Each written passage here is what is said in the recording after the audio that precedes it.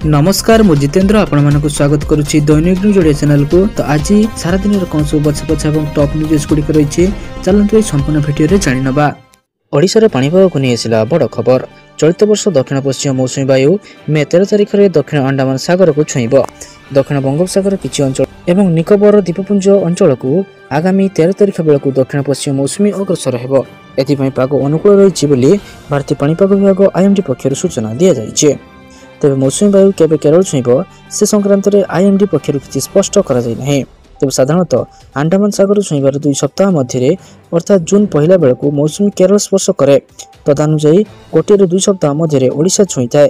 मौसुमी अर्थात रज बेलू मौसुमी ओडिशा पहुंचुवा स्वाभाविक भाव देखा जाए। प्रतिवर्ष तुलन में चलित वर्ष दक्षिण पश्चिम मौसुमी वायु दक्षिण अंडमान सागर शीघ्र छुईब। तेबे एबे कालबैशाखी पारद 40 डिग्री तले रही। भुवनेश्वर पाणीपाग विज्ञान केन्द्र आकलन करिछि जे किछि दिन व्यवधान में पुणी राज्य को फेरिब ताती। आसंता 9 तारिख राज्य अनेक अंचल ग्रीष्म प्रभाव संभावना रही।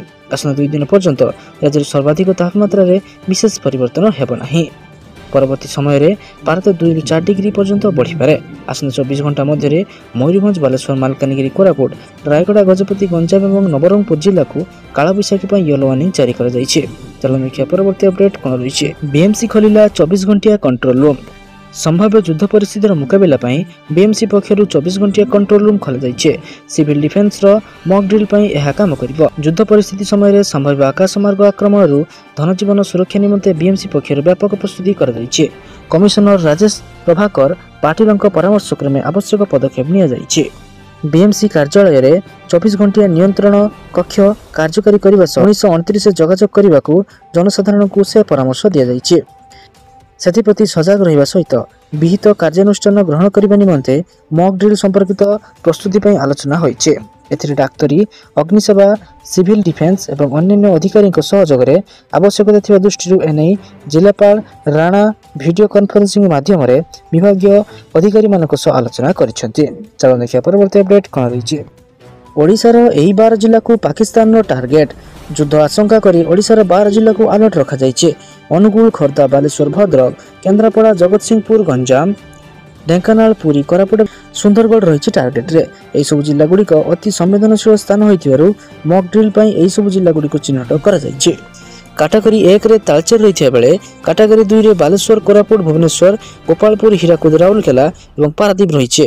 काटागरी 3 रे भद्रक ढेंकानाल जगतसिंहपुर और केन्द्रापड़ा जिला रही। सेपरि कटक पुरी और पारादीप पोर्ट जोन को अति विपद अंचल भाव चिन्हट करा जाइए।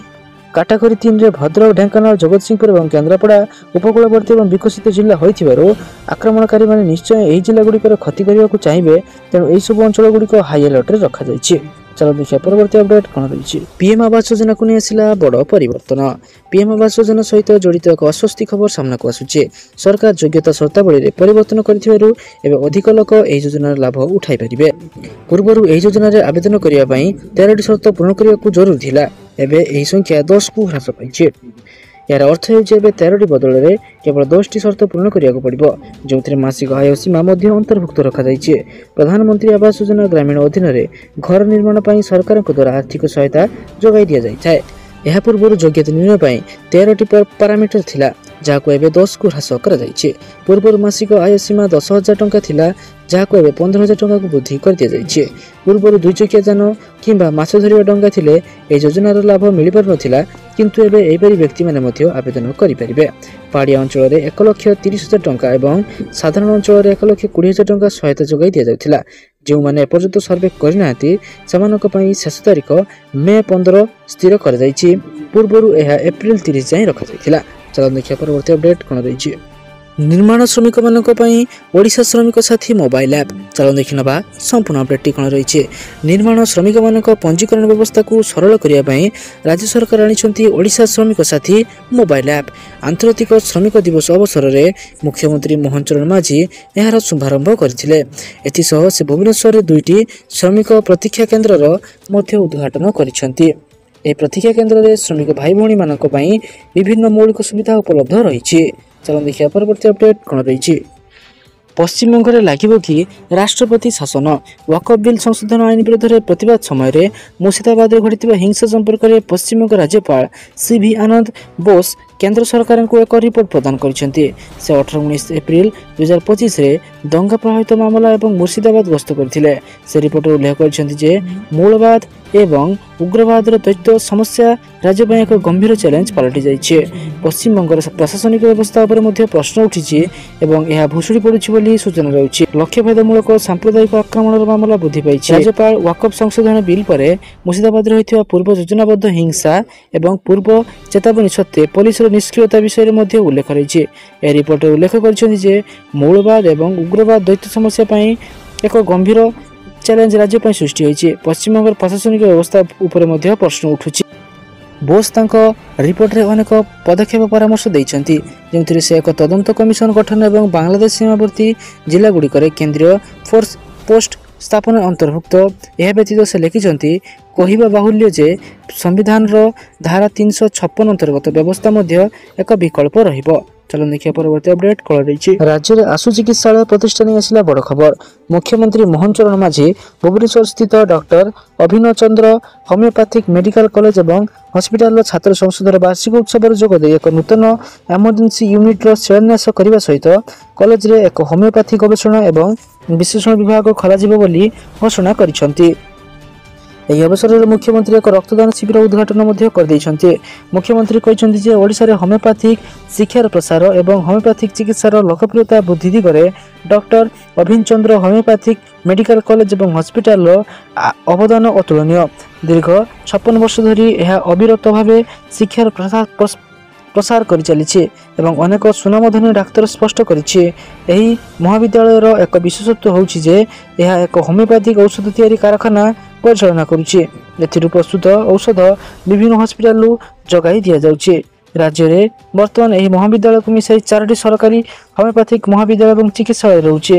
एथि सहित 562टी सरकारी होमियोपैथिक डाक्तरखाना मध्य रही। आयुष चिकित्सार उन्नति राज्य सरकार ढेंकानाल ब्रह्मपुर बालेश्वर ठारे 3टी समन्वित आयुष चिकित्सालय प्रतिष्ठा करने को निष्पत्ति नहीं। चलो देखिए परवर्ती अपडेट कौन रही। टेस्ट क्रिकेट रु विदाय नेले रोहित शर्मा। भारतीय क्रिकेट दलर अधिनायक रोहित शर्मा टेस्ट क्रिकेट रु अवसर घोषणा कर दैछन्ति। रोहित शर्मा इंस्टाग्राम रे एक कहानी शेयर करी एही सूचना दैछन्ति। रोहित तांको पोस्ट रे लोकंक भल पाइबा धन्यवाद जणाइछन्ति। भारतीय क्रिकेट दलर इंग्लैंड गस्त पूर्व रोहित शर्मा एक निष्पत्ति नहीं। इंग्लैंड विपक्ष टीम इंडिया पंचम मैच विशिष्ट टेस्ट सीरीज आरंभ होगा जाउछि। भारत और इंग्लैंड मध्य प्रथम टेस्ट मैच जून 20 तारिख खेल। चलो देखिए परवर्ती अपडेट कौन रही। पीएम किसान को नहीं आसला बड़ खबर। एपर्यंत सरकार प्रधानमंत्री किसान योजनार 19टी किस्ती जारी कर सारी। एवं चाषी मैंने परवर्ती किस्ती अपेक्षा रही। जून प्रथम सप्ताह चाषी मैंने प्रधानमंत्री किसान योजनार 20तम किस्ती पाइपर। जो चाषी पंजीकरण हो सारी केवल से चाषी मान 20तम किस्ती दिज्व।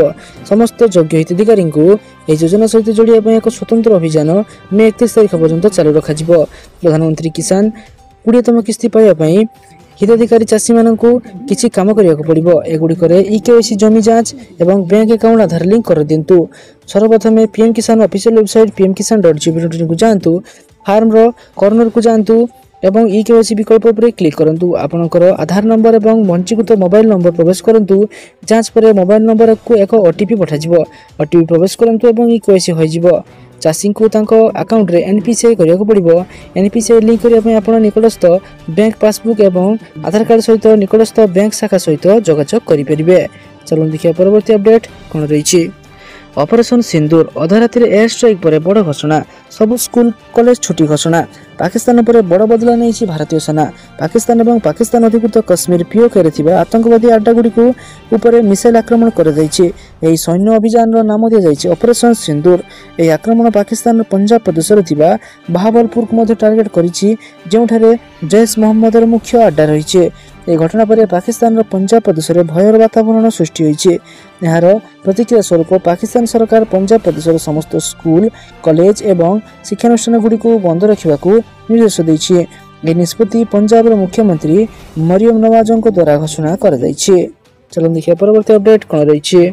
IHMCL रे ITS नियुक्ति खाली पड़ी अनेक पदवी। भारतीय राजमार्ग प्रबंधन कंपनी लिमिटेड IHMCL रे ITS नियुक्ति ପାଇଁ ଅନେକ ପଦବୀ ଖାଲି ପଡ଼ିଛି। ଆବେଦନକାରୀ ଜୁନ୍ 2 ତାରିଖ ପର୍ଯ୍ୟନ୍ତ ଆବେଦନ କରିପାରିବେ। ଅଧିକ ବିବରଣୀ ପାଇଁ ଏହାର ଅଫିସିଆଲ ୱେବସାଇଟକୁ ଭିଜିଟ୍ କରିବାକୁ ପଡ଼ିବ। ଏ ନିଯୁକ୍ତି ଭର୍ତ୍ତି ପାଇଁ 49 ପଦବୀ E1 ଗ୍ରେଡ୍ ଆଧାରରେ ପଦବୀ ପୂର୍ଣ୍ଣ କରାଯିବ। ଆବେଦନକାରୀ ଜୁନ୍ 2 ତାରିଖ ପର୍ଯ୍ୟନ୍ତ ଶେଷ ତାରିଖ ଧାର୍ଯ୍ୟ କରାଯାଇଛି। ପ୍ରାର୍ଥୀଙ୍କ ବୟସ ସର୍ବନିମ୍ନ 21 ବର୍ଷରୁ 30 ବର୍ଷ ମଧ୍ୟରେ ରହିଥିବା ଆବଶ୍ୟକ। ଏ ପଦବୀ ପାଇଁ ଆବେଦନକାରୀ ପ୍ରଯୁକ୍ତି ବିଦ୍ୟା, computer science, electronics, electrical, instrumentation, data science ବା ଇଣ୍ଟେଲିଜେନ୍ସରେ ଯେକୌଣସି ମାନ୍ୟତାପ୍ରାପ୍ତ ବିଶ୍ୱବିଦ୍ୟାଳୟରୁ ସ୍ନାତକ ଡିଗ୍ରୀ ହାସଲ କରିଥିବା ଜରୁରୀ। ଗେଟ୍ ସ୍କୋର ଆଧାରରେ ପ୍ରାର୍ଥୀଙ୍କୁ ଚୟନ କରାଯିବ। ଏହାଛଡ଼ା ମନୋନୀତ ପ୍ରାର୍ଥୀଙ୍କୁ ଇଣ୍ଟରଭ୍ୟୁ ପାଇଁ ଡକାଯିବ। ଏ ନିଯୁକ୍ତିରେ ମନୋନୀତ କରିବା ପାଇଁ IHMCL ସମସ୍ତ ସ୍ତରକୁ ଯାଞ୍ଚ କରିବ। ତ ଅଧିକ ଜାଣିବା ପାଇଁ ଏହାର ଅଫିସିଆଲ ୱେବସାଇଟକୁ ଭିଜିଟ୍ କରି ଆପଣମାନେ ଏହାର ସବିଶେଷ ତଥ୍ୟ ଜାଣିପାରିବେ ଏବଂ ଏହାକୁ ଆବେଦନ ମଧ୍ୟ କରିପାରିବେ।